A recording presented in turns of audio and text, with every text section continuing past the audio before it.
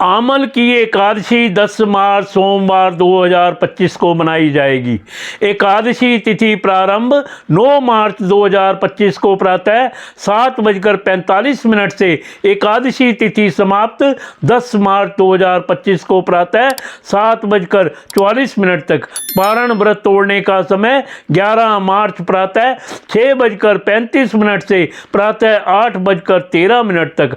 पारण तिथि के दिन द्वादशी समाप्त होने का समय प्रातः 8:13 तक। आमल की एकादशी को आमलक्य एकादशी भी कहा जाता है। आमल का मतलब आंवला होता है, जिसे हिंदू धर्म और आयुर्वेद दोनों में श्रेष्ठ बताया गया है। पद्म पुराण के अनुसार आंवले का वृक्ष भगवान विष्णु को अत्यंत प्रिय होता है। आंवले के वृक्ष में श्री हरि एवं लक्ष्मी जी का वास होता है। आंवले के वृक्ष में भगवान विष्णु का वास होने की वजह से उसी के नीचे भगवान का पूजन किया जाता है। यही आमल की एकादशी कहलाती है। इस दिन आंवले का उबटन, आंवले के जल से स्नान, आंवला पूजन, आंवले का भोजन और आंवले का दान करना चाहिए। आमल की एकादशी में आंवले का विशेष महत्व है। इस दिन पूजन से लेकर भोजन तक हर कार्य में आंवले का उपयोग होता है।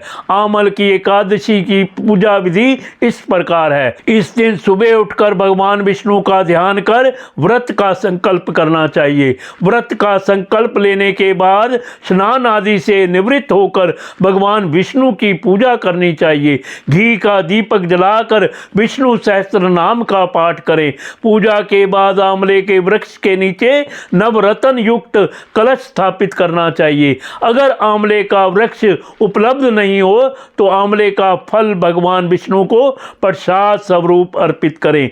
आंवले के वृक्ष का धूप, दीप, चंदन, रोली, पुष्प, अक्षत आदि से पूजन कर उसके नीचे किसी गरीब जरूरतमंद व्यक्ति या ब्राह्मण को भोजन कराना चाहिए। अगले दिन यानी द्वादशी को स्नान कर भगवान विष्णु के पूजन के बाद जरूरतमंद व्यक्ति या ब्राह्मण को कलश, वस्त्र और आंवला आदि दान करना चाहिए। इसके बाद भोजन ग्रहण कर उपवास खोलना चाहिए।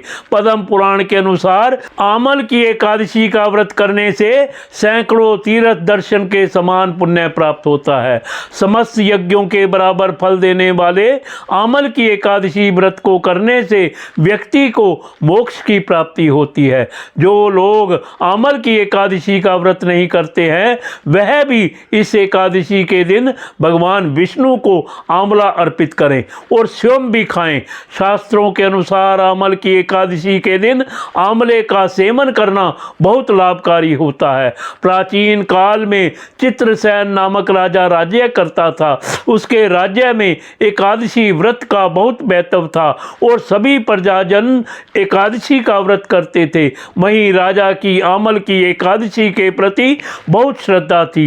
एक दिन राजा शिकार करते हुए जंगल में बहुत दूर निकल गए। तभी कुछ जंगली और पहाड़ी डाकुओं ने राजा को घेर लिया। इसके बाद डाकुओं ने शस्त्रों से राजा पर हमला कर दिया, मगर देव कृपा से राजा पर जो भी शस्त्र चलाए जाते वो पुष्प में बदल जाते। डाकुओं की संख्या अधिक होने से राजा संज्ञाहीन होकर धरती पर गिर गए। तभी राजा के शरीर से एक दिव्य शक्ति प्रकट हुई और समस्त राक्षसों को मारकर अदृश्य हो गई। जब राजा की चेतना लौटी तो उसने सभी राक्षसों को मरा हुआ पाया। यह देख राजा को आश्चर्य हुआ कि इन डाकुओं को किसने मारा।